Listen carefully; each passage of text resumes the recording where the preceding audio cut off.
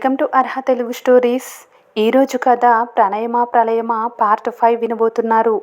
ఇంత మంచి స్టోరీని మనకు అందించిన వారు ఈషా అద్వైత గారు. ఇక స్టోరీలోకి వెళ్తే, పెళ్ళి అదేనా ప్రాబ్లం. నాకు అర్జెంటుగా వైఫ్ పోస్ట్కి ఒక అమ్మాయి కావాలి, ఎవరినైనా సెట్ చేయవే అంటాడు జై. దెబ్బకి తింటున్న ఆమెకి పొలమారి విపరీతమైన దగ్గు మొదలవుతుంది. వెంటనే ఆమె తల మీద తట్టి వాటర్ అందిస్తాడు జై. కాస్త నిదానించాక ఏం సెట్ చేయాలని అర్థం కాక మరోసారి అడుగుతుంది. నీకు తెలిసిన నీ ఫ్రెండ్స్ లేదా మన కొలీగ్స్లో ఎవరైనా కరెక్ట్ అమ్మాయి ఉంటే కొన్ని డేస్ వైఫ్గా యాక్ట్ చేయడానికి ఒప్పించవే అని అడుగుతాడు. నీకు కన్ఫామ్గా పిచ్చి పట్టిందిరా, వైఫ్గా యాక్ట్ చేయడానికి ఎవరు వస్తారనుకుంటున్నావు? కావాలంటే పెళ్లి చేసుకో, నాకు తెలిసిన వాళ్ళలో బెస్ట్ అమ్మాయిని చూస్తాను. నా ఏజ్ జస్ట్ 25. ఇప్పుడు పెళ్ళంటే బాబు, నాకు ఇంకా చాలా గోల్స్ ఉన్నాయి అని అంటాడు జై. అవన్నీ రీచ్ అయ్యేంత వరకు పెళ్లి చేసుకునే ఇంట్రెస్టే లేదు. త్వరగా పెళ్లి చేసుకొని త్వరగా పిల్లల్ని కనేసి త్వరగా అంకుల్ అయిపోయే ఓపిక నాకు అస్సలు లేదమ్మా. ప్రజెంట్ నా శాలరీ ఎంత? Just 70K. దాంతో నేనేం బ్రతకనా? పెళ్లి చేసుకొని పిల్లాన్ని పోషించనా? మోరెవర్, నాకు నచ్చే అమ్మాయి ఇంత అర్జెంటుగా దొరకాలంటే చాలా కష్టం. ఈ 1 ఇయర్లో మ్యాక్సిమం 30 మందిని చూశాను. నాకు నచ్చితే వాళ్ళకి నేను నచ్చను, వాళ్ళకి నచ్చితే వాళ్ళు నాకు నచ్చరు. విసిగిపోయానే, ఇక కాస్త బ్రేక్ కావాలి అని అంటాడు జై. ఇదంతా బ్రీఫ్గా ఇంట్లో చెప్పకపోయావా అంటుంది సంయుక్త. చెప్తే వినేవాళ్ళు ఎవరు లేరు, అందరూ పంతం పట్టి కూర్చున్నారు. మా అన్నయ్యతో పాటు నా పెళ్ళి కూడా చేయాలని. ఏమైనా గట్టిగా మాట్లాడదామంటే అమ్మమ్మ హెల్త్ రీజన్గా చూపిస్తున్నారు. ఆవిడ కోసమైనా తప్పదు, అడ్జస్ట్ అవుదామనిపిస్తోంది. కానీ తెలియని అమ్మాయిని చేసుకొని సఫర్ అయ్యే ఉద్దేశం కూడా లేదు.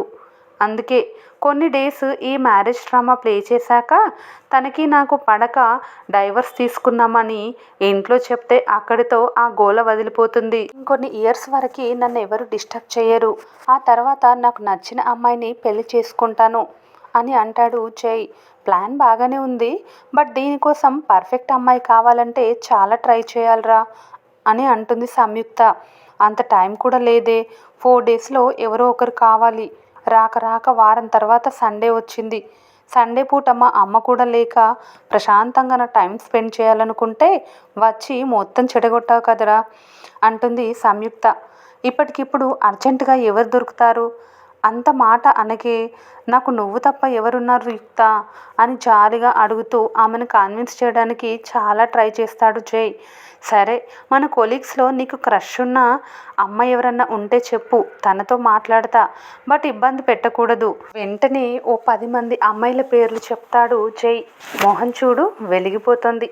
వాళ్ళందరికీ ఆల్రెడీ బాయ్ ఫ్రెండ్స్ ఉన్నారురా. చూసావా, ఇదే నా ప్రాబ్లం. ఆల్రెడీ లవ్ బ్రేకప్ అయిన వాళ్ళతో వెంటనే అడ్జస్ట్ అవ్వలేము. నేను ఇప్పటి వరకు ఎవరిని లవ్ చేయలేదు. అలాగే నా లైఫ్లోకి వచ్చే అమ్మాయి కూడా నన్ను తప్ప ఎవరిని లవ్ చేయకూడదు. ఖచ్చితంగా నువ్వు ఇంకో 20 ఇయర్స్ వరకు బ్యాచిలర్గానే మిగిలిపోతావు అంటుంది సంయుక్త. ఈ రోజుల్లో లవర్స్ లేని అమ్మాయిలు అబ్బాయిలు 1,00,000లో ఒక్కరు మాత్రమే ఉంటారు. ఆ 1,00,000లో మనిద్దరం ఉన్నాముగా అని అంటూ వెంటనే ఏదో ఐడియా తట్టినట్టు సంయుక్త వైపు చూస్తాడు జై. ఏయ్, ఏంట్రా ఆ చూపేంటి అంటుంది యుక్త. ఎవరు ఎందుకే, కొన్ని డేస్ నువ్వే యాక్ట్ చేయొచ్చుగా అని అంటాడు జై. రేయ్, మా అమ్మతో నా ఫోటోకి దండ వేయించేద్దాం అనుకుంటున్నావా ఏంటి అంటుంది సంయుక్త. ఆంటీతో ఎందుకు చెప్తాం, జస్ట్ ఒక 3 months యాక్ట్ చేస్తే చాలు, తర్వాత జాబ్ అంటూ ఎలాగో ఇక్కడికే వచ్చేస్తాం. ప్లీజ్ సంయు, ప్లీజ్ రా, నా యుక్తవి కదా, నా సంయువి కదరా, నువ్వు కాకపోతే నాకు ఎవరు హెల్ప్ చేస్తారంటూ ఆమెని బ్రతిమలాడుకుంటాడు జై. నో అంటే నో, మనిద్దరం బెస్ట్ ఫ్రెండ్స్. నువ్వు చెప్పిన డ్రామా ప్రకారం మనం విడిపోయాక మళ్ళీ ఎప్పుడైనా మనిద్దరం ఎదురుపడ్డామంటే అందరికీ డౌట్స్ వస్తాయి. నేను మీ వాళ్ళ ముందు తలెత్తుకోలేను అని అంటుంది సంయుక్త. ఆ ఛాన్స్ రాదులేవే, వచ్చినా నేను మేనేజ్ చేస్తాను కదా అని అంటాడు. ప్లీజ్ రా, ప్లీజ్ అంటూ నో సీరియస్గా చెప్పి రూమ్లోకి వెళ్ళిపోతుంది సంయుక్త. తర్వాత వరుస పెట్టి 4 రోజులు ఆమెను బ్రతిమలాడుకోవటానికి అతనికి టైం సరిపోతుంది. లాస్ట్కి ఎలాగోలా కన్విన్స్ చేసి ఆమెను ఒప్పిస్తాడు. అదొక కేఫ్లో ఇద్దరు కూర్చొని మాట్లాడుతూ, ఇప్పుడు నీతో వస్తే ఖచ్చితంగా మీ వాళ్ళందరూ మనకి ఎంగేజ్మెంట్ పెళ్ళి కూడా చేసేస్తారు. అదంతా నాకు ఇష్టం లేదు అని అంటుంది సంయుక్త. దానికి కూడా నా దగ్గర ప్లాన్ రెడీగా ఉంది. నేను టునైట్ ముంబై వెళ్తున్నాను. నేను వచ్చేసరికి నువ్వు బాగా ఆలోచించుకొని రెడీగా ఉండు అని అంటాడు. ముంబై ఎందుకు అని అంటుంది సంయు. పెదనాన్న ఎప్పటి నుంచో మామయ్య కోసం ఎంక్వైరీ చేస్తున్నారట. లాస్ట్కి ముంబైలో ఏదో ఆఫీస్లో వర్క్ చేస్తున్నట్టు తెలిసింది. అక్కడికి వెళ్ళి మామయ్య గురించి ఇంకొన్ని డీటెయిల్స్ తెలుసుకొని ఆయన ఒప్పించి ఎంగేజ్మెంట్కి తీసుకురావాలి అని అంటాడు. నువ్వు పిలిస్తే ఆయన వస్తారా అని అడుగుతుంది సంయు. తీసుకురావాలి. అమ్మకి ఏం చెప్పాలరా, టెన్షన్గా ఉందంటూ కేఫ్ నుంచి బయటకు వస్తూ అడుగుతుంది సంయుక్త. అవన్నీ నేను చూసుకుంటాను కదా, నేను 2 డేస్లో వస్తాను.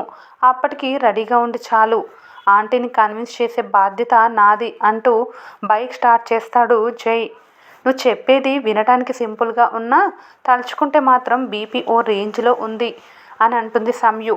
Don't worry, everything will be fine అని ఆమెను ఇంటి దగ్గర దించేసి తన పీజీ వెళ్ళిపోతాడు జై. కొత్త ప్రాబ్లంని ఎలా హ్యాండిల్ చేయాలో తెలియక మరింత సతమతం అవుతుంది సంయుక్త. తనకి ఆ చర్య అసలు ఏమాత్రం ఇష్టం లేదు. కానీ జై మీద ఉన్న అభిమానంతో ఒప్పుకోక తప్పలేదు ఆమెకు. శివ ఇచ్చిన ఆఫీస్ అడ్రస్ తీసుకొని ముంబైలో ల్యాండ్ అయిన జై వంశీని కలిస్తే అదొక ముంబై మహానగరం. తెల్లారి లేస్తే చాలు ఉరుకులు పరుగులతో ఎవరి జీవితం వాళ్ళదవుతుంటే కనీసం క్షణం తీరగలేని బ్రతుకులెన్నో. రణగొన ధ్వనులతో హోరెత్తిన రహదారులు, ఎక్కడికక్కడ కిక్కిరిసిన జనంతో వాళ్ళ ఓపికను పరీక్షిస్తుంటే ఎవరితోనూ తమకు సంబంధం లేదన్నట్టు సూర్యుడు సెలవు తీసుకొని చంద్రుడు డ్యూటీ తీసుకుంటాడు. ఈ మధ్య ట్రాఫిక్ ఎక్కువైపోతుంది అనుకుంటూ నీరసంగా సోఫాలో కూలబడతాడు శ్రీకాంత్. ఏంటి డాడీ, ఈ కాస్తకే అలసిపోయారా అని అడుగుతూ అతని ముందు వాటర్ గ్లాస్ పెడుతుంది రిషిక. వాడు ముసలాడైపోతున్నాడంటూ వంశీ నవ్వితే, ఎవడ్రా ముసలాడు, నువ్వే ముసలాడని ఉడుక్కుంటాడు శ్రీకాంత్. కాదు నువ్వే, అందుకే కాస్తకే అలసిపోతున్నావు అని అంటాడు. ఆగండి ఆగండి, మీరిద్దరూ గొడవ పడకుండా ఫస్ట్ వాటర్ తాగండి అని అంటుంది రిషిక. నెక్స్ట్ ఫ్రెష్ అయి వస్తే మీ ఇద్దరి కోసం వేడివేడి డిన్నర్ వెయిట్ చేస్తోంది అంటూ వాటర్ గ్లాస్ శ్రీకాంత్ ముందు పెట్టేసరికి ఆ గ్లాస్ తీసుకోబోతాడు శ్రీకాంత్. మౌనంగా అతన్ని చూస్తూ తన ల్యాప్టాప్ బ్యాగ్ సోఫాలో పడేసి ఇద్దరి కోసం కూల్ వాటర్ తీసుకొస్తాడు వంశీ. తన ముందు రిషిక ప్లేస్లో వంశీ కనిపిస్తుండేసరికి వాస్తవం గుర్తొచ్చి అప్పటి వరకు అదంతా తన భ్రమే అన్న నిజం భరించలేక కన్నీళ్లను కళ్ళల్లోనే అణచి ఆ గ్లాస్ తీసుకుంటాడు శ్రీకాంత్. మౌనంగా ఆ వాటర్ తాగి సర్దుకొని కాఫీ కావాలా అని వంశీని అడుగుతాడు శ్రీకాంత్. వద్దన్నట్లు తలాడించి గదిలోకి వెళ్ళిపోతాడు వంశీ. తన పరిస్థితి కూడా అదే అవటంతో వండుకొని తినే ఓపిక కూడా లేక తను కూడా వంశీ వెనకే రూమ్లోకి వెళ్ళి ఫ్రెష్ అయ్యేసి బెడ్ మీద వాలిపోతాడు శ్రీకాంత్. ఓ వైపుకి తిరిగి మౌనంగా కళ్ళు మూసుకొని లోపల బాధపడుతున్న వంశీ తల నెమ్మదిగా నిమురుతాడు శ్రీకాంత్. నేను బాగున్నాను అంటాడు వంశీ. అందుకే నా ఈ కన్నీళ్ళు అంటూ వంశీ తలను తన ఒడిలోకి తీసుకుని నెమ్మదిగా నిమురుతూ అతన్ని కన్సోల్ చేస్తాడు శ్రీకాంత్. మరో రాత్రి వాళ్ళ జీవితంలో భారంగా గడిచిపోతుంది. ఉదయం ఎప్పటిలా ఇద్దరూ ఆఫీస్కి వెళ్ళి ఎవరి వర్క్కి వాళ్ళు వెళ్ళిపోతారు. మళ్ళీ వాళ్ళు కలిసేది మధ్యాహ్నం లంచ్కి. ఆ తర్వాత సాయంత్రమే. శివ ఇచ్చిన అడ్రస్తో ఆ ఆఫీస్కి వస్తాడు జై. బయట నుంచి ఆఫీస్ని చూస్తే కాసేపు గడిపేశాక లోపలికి వెళ్ళి రిసెప్షన్లో వంశీ గురించి అడుగుతాడు. విచ్ వంశీ? ఇక్కడ 4 వంశీలు ఉన్నారు. All are from south India అని రిసెప్షనిస్ట్ హిందీ ఇంగ్లీష్ మిక్స్ చేసి చెప్తే మనం తెలుగులో ట్రాన్స్లేట్ చేసుకోగా విన్న జై వెంటనే తండ్రికి కాల్ చేస్తాడు. డాడీ, మామయ్య పిక్ ఏమైనా ఉందా అని. నీకు మామయ్య ఉన్నాడనే విషయమే నాకు ఇన్నేళ్ళకి తెలిసింది. ఇక ఆయన పిక్ ఎక్కడుంటుందిరా అంటాడు వాళ్ళ డాడీ. ఇప్పటి వరకు మీరు కూడా ఆయనను చూడలేదా? అట్లీస్ట్ ఆయన ఉన్నాడని తెలిసినప్పుడు పెద్దనాన్న దగ్గర పిక్ అడిగి ఉండొచ్చుగా అని అంటాడు జై. అడిగితే మీ పెద్దనాన్న ఆయన పెళ్లి ఫోటోలు చూపించాడు అందులో యంగ్ ఏజ్లో ఉన్న మీ మామయ్యను ఇప్పుడు గుర్తుపట్టడం కష్టం అంటారు. పర్లేదు, ఆ పిక్కే పెట్టండి, కనీసం కాస్తైనా పోల్చుకోవడానికి ఉంటుంది. అయినా అందరూ మీలా డ్రమ్లా అయిపోతారా ఏంటి అని జై వెక్కిరించేసరికి జై అని చిరుకోపంగా పిలుస్తారు సంతోష్. నిజాన్ని యాక్సెప్ట్ చెయ్యాలి డాడీ. చాలే, ఫ్యూచర్లో నువ్వు కూడా అలాగే అయిపోతావు, ఎందుకంటే నీదంతా నా పోలికే, అది మైండ్లో పెట్టుకో అంటాడు సంతోష్. పర్లేదు డాడీ, నేను డైట్ చేస్తాను, ఫస్ట్ పిక్ పెట్టండి అని అంటాడు. ఏంటి పెట్టేది? నేను నిన్నే మన ఇంటికి వచ్చాను, ఇప్పుడు నీకోసం విజయవాడ నుంచి కోనసీమ వెళ్ళే ఓపిక లేదు, మీ పెదనాన్న కాల్ చేసి అడుగు అంటాడు సంతోష్. మేబీ ఆయన కూడా ఉండకపోవచ్చు, ఎంగేజ్మెంట్కి ఎవరినో ఇన్వైట్ చేయాలని ఆయన కూడా అనంతపురం వెళ్ళారట. అమ్మని పెద్దమ్మని పుట్టింట్లో వదిలేసి నువ్వు పెదనాన్న వెళ్ళిపోయారా అని వ్యంగ్యంగా అడుగుతాడు జై.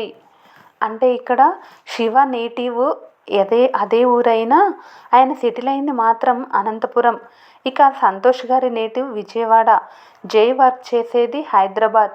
మరి Kaushal, anybody guess? So viewers, ఈ స్టోరీ పైన మీ విలువైన అభిప్రాయాన్ని కామెంట్ రూపంలో తెలియచేయండి. స్టోరీ నచ్చితే ప్లీజ్ మన ఛానల్ని లైక్ చేసుకొని సబ్స్క్రైబ్ చేసుకోండి. Thank you for watching.